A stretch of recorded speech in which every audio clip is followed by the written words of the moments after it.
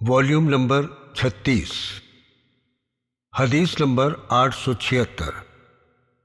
حضرت ابو ہریرہ رضی اللہ تعالی عنہ نے کہا کہ رسول اللہ صلی اللہ علیہ وسلم نے فرمایا، اللہ تعالیٰ نے اس شخص کے تمام عذر ختم کر دیے جسے لمبی عمر دی، یہاں تک کہ وہ 60 برس کو پہنچ گیا۔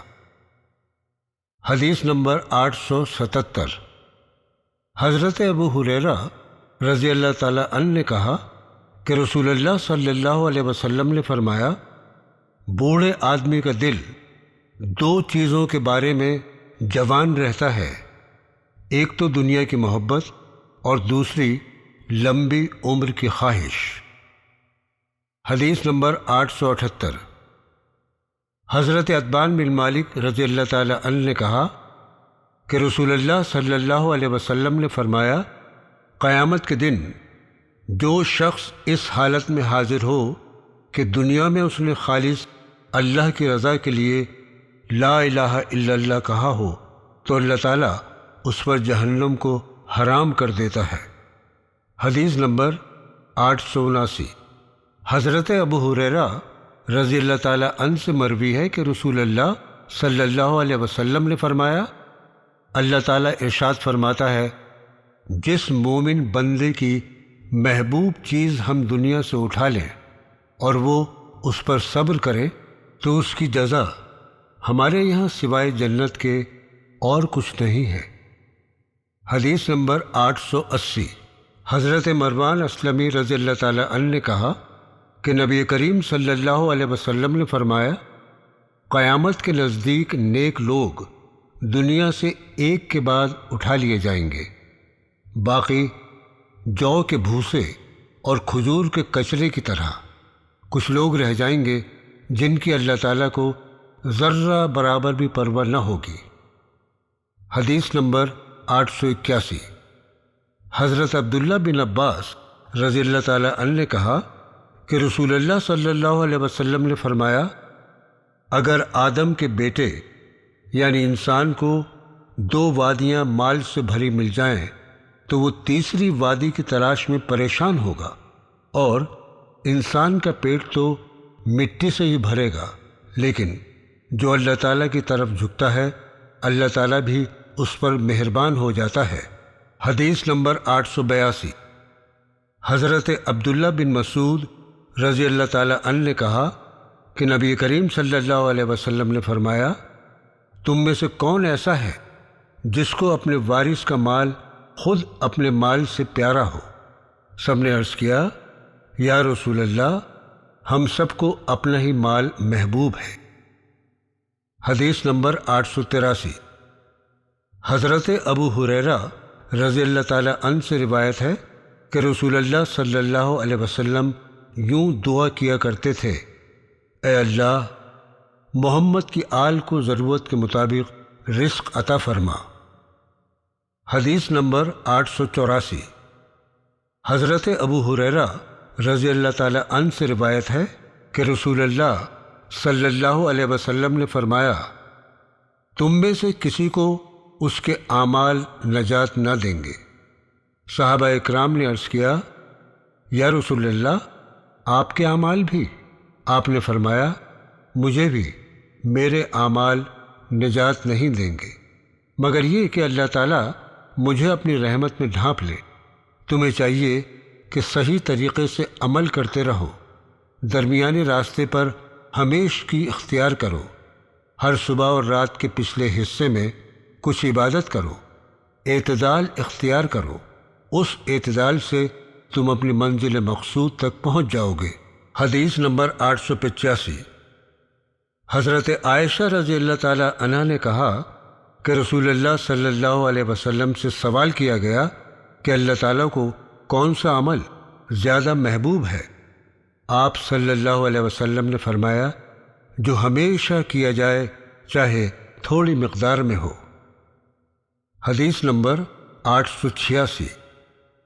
حضرت ابو ہریرہ رضی اللہ تعالی عنہ سے مروی ہے کہ رسول اللہ صلی اللہ علیہ وسلم نے فرمایا، اگر کافر کو اللہ تعالیٰ کی تمام رحمتوں کو پتہ چل جائے تو کبھی جنت سے مایوس نہ ہو، اور اگر مومن کو اللہ تعالیٰ کے یہاں کے ہر قسم کے عذاب کا معلوم ہو جائے تو وہ کبھی جہنم سے بے خوف نہ ہو۔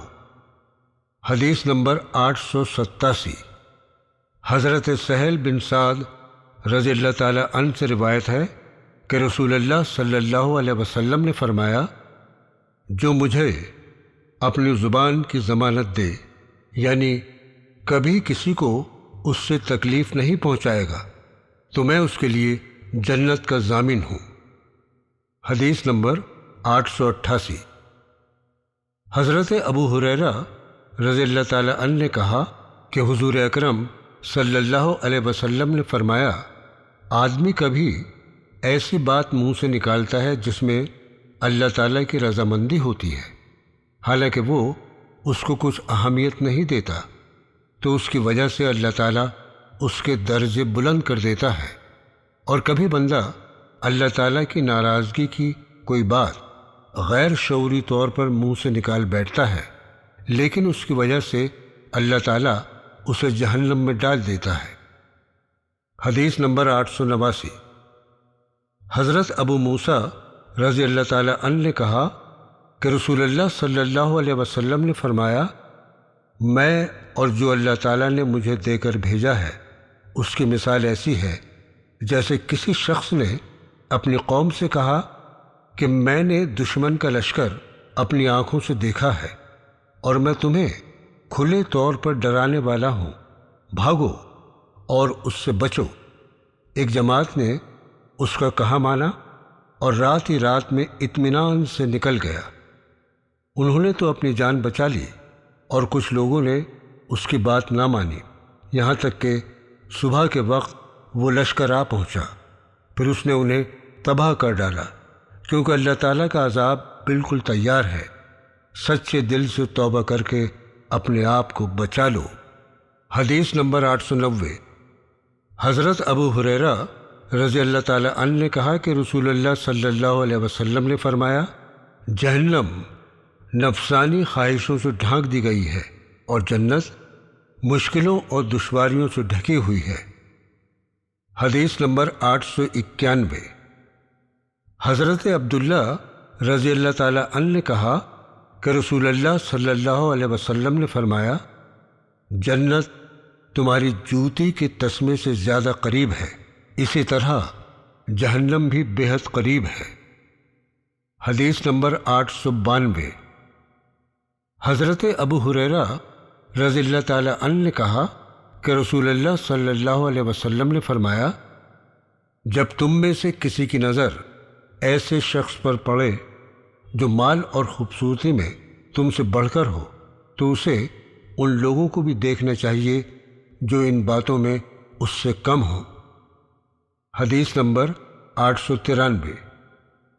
حضرت عبداللہ بن عباس رضی اللہ تعالیٰ عنہ سے مروی ہے کہ رسول اللہ صلی اللہ علیہ وسلم نے اپنے پروردگار سے نقل کرتے ہوئے فرمایا، اللہ تعالیٰ نے نیکیاں اور برائیاں سب لکھ دی ہیں۔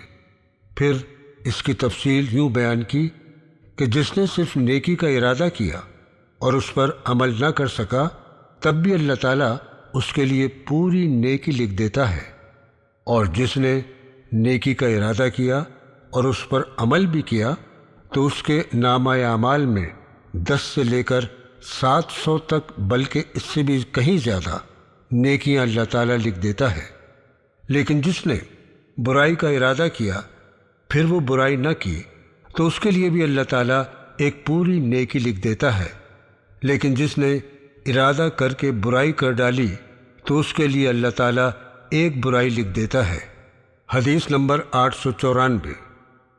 حضرت عبداللہ بن عمر رضی اللہ تعالیٰ عنہ سے مروی ہے، میں نے رسول اللہ صلی اللہ علیہ وسلم سے سنا، آپ فرما رہے تھے، انسانوں کا حال تو اونٹوں کی طرح ہے کہ 100 اونٹوں میں ایک اونٹ بھی تیز سواری کے قابل نہیں ملتا۔ حدیث نمبر 895۔ حضرت جندب رضی اللہ تعالیٰ عنہ نے کہا کہ رسول اللہ صلی اللہ علیہ وسلم نے فرمایا، جس نے سنانے کے لیے نیک کام کیا اللہ تعالیٰ قیامت کے دن اس کی بری نیت کا حال سب کو سنا دے گا، یا پھر جس نے دکھلاوے کے لیے کام کیا اللہ تعالیٰ اس کا دکھلاوا ظاہر کر دے گا۔ حدیث نمبر 896۔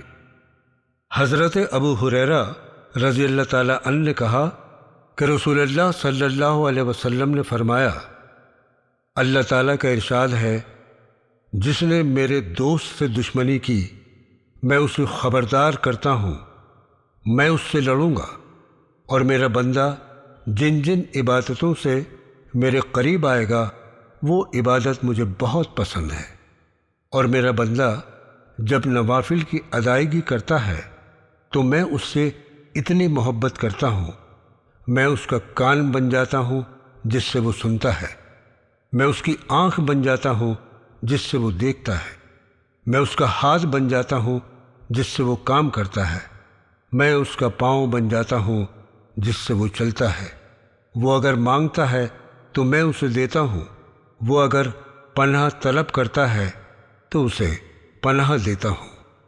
حدیث نمبر 897۔ حضرت عبادہ بن صامت رضی اللہ تعالیٰ عنہ نے کہا کہ نبی کریم صلی اللہ علیہ وسلم نے فرمایا، جو شخص اللہ تعالیٰ سے ملنا پسند کرتا ہے تو اللہ تعالیٰ بھی اسے پسند کرتا ہے، اور جو شخص اللہ تعالیٰ سے ملنا برا سمجھتا ہے تو اللہ تعالیٰ بھی اسے ناپسند کرتا ہے۔ حدیث نمبر 898۔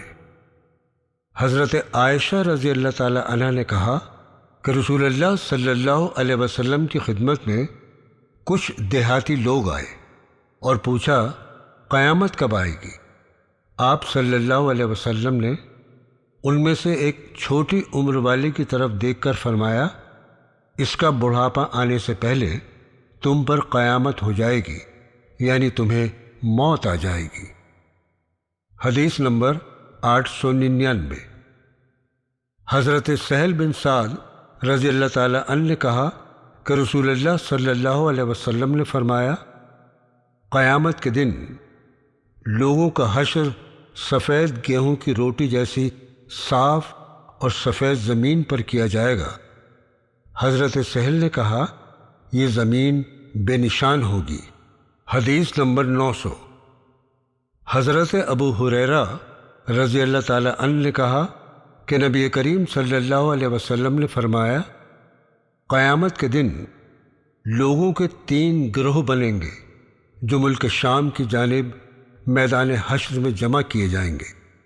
ایک گروہ رحمت کی امید رکھے ہوئے اپنے انجام سے ڈرتا ہوگا، دوسرا گروہ ایک اونٹ پر 2 3 4 بلکہ 10 آدمی بیٹھ کر نکلیں گے، اور تیسرا گروہ کو آگ لے کر چلے گی، جہاں پر یہ لوگ دوپہر کے وقت آرام کے لیے ٹھہریں گے، وہاں پر وہ آگ بھی ٹھہر جائے گی، جہاں وہ صبح کو ٹھہریں گے وہاں وہ آگ بھی ان کے ساتھ ٹھہرے گی، اور اگر وہ شام کو ٹھہریں گے تو وہاں آگ بھی ان کے ساتھ شام کو ٹھہرے گی۔